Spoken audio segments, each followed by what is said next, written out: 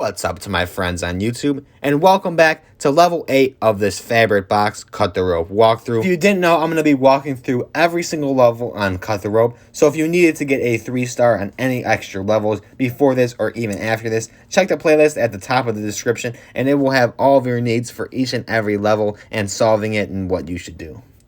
As for this video, though, we're going to keep it short and sweet and hop right into the level that we are walking through, which is going to be level 8 for this video.